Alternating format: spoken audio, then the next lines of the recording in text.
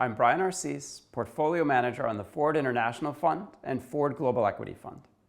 In what was exceptionally well received by markets, perhaps overly so, inflation began to abate as the base effects of the Russia-Ukraine war-related energy and food price shocks and lockdown-related global supply chain constraints continued to normalize. Global equities rebounded as the relatively modest deceleration in inflation was met with the best monthly equity market performance of the year, November alone rising 7%. Our outlook for global developed market equities is not as sanguine. The realization that inflation not only remains high, but has also seemingly taken hold in the services component may well weigh on markets in the months to come. Markets ended 2022 with uncertainty, cementing the year as the worst for stocks since 2008.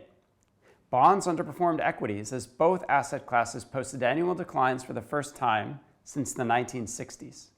Global growth expectations remain lackluster as rising global interest rates, persistently hawkish central banks, and elevated geopolitical tensions weighed on risk-taking. A U.S. recession is becoming increasingly likely, with the Conference Board now forecasting 2023 real GDP growth of 0% year-on-year, compared to previous estimates of 1.5% growth. A bright spot both for markets and our portfolios was the rapid reversal of China's COVID-0 policy.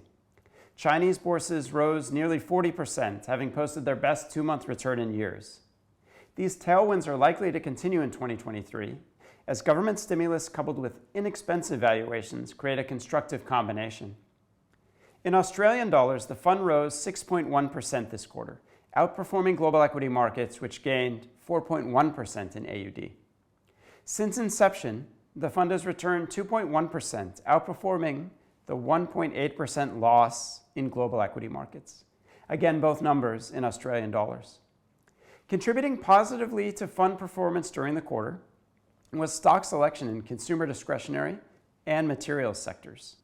Within consumer discretionary, Trip.com and Moncler were key contributors. Trip.com is expected to benefit from China's reopening as travel-starved consumers begin to plan both domestic and international travel, while shares of Italy-based Moncler were boosted by a potential rise in luxury goods sales as Chinese tourists begin to travel and consume abroad. Detracting from performance were Livent and BioLife Solutions. Livent, a producer and distributor of lithium compounds, fell over the quarter as concerns of an impending recession could delay lithium demand, while BioLife, a leading cell and gene therapy tools and logistics solutions provider, experienced a challenging quarter. 2023 will no doubt be volatile, with much dependent, as was last year, on inflation and the pace and magnitude of central bank tightening. Though still some way below the US and New Zealand, the RBA raised cash interest rates by 25 basis points last month, marking the third consecutive monthly increase. Though now likely to pause, current business conditions remain elevated, which may portend further hikes. We look forward to taking advantage of the expected volatility that this uncertainty creates. We remain focused on the long-term earnings of our portfolio companies and on delivering real long-term returns for our investors.